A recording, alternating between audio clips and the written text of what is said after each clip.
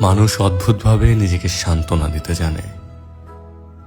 হাজারো ব্যর্থতা, অপূর্ণতা, ক্লান্তি আর দুঃখের ভিড়েও মনকে বোঝায় একদিন সব ঠিক হয়ে যাবে।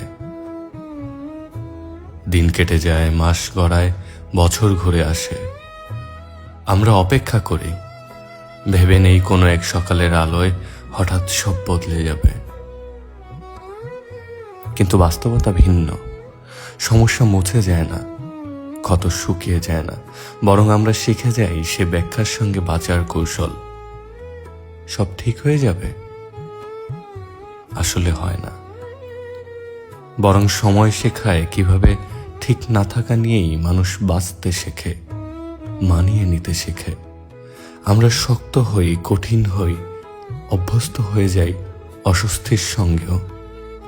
এই অভ্যস্ততাকেই আমরা ভুল করে সব ঠিক হয়ে গেছে ভেবে নিই। এটাই জীবনের সবচেয়ে কঠিন পার্ট। সবকিছু একদিন ভালো হয় না, শুধু মানুষ অভ্যস্ত হয়ে যায় অপূর্ণতার সঙ্গেই বেঁচে থাকতে।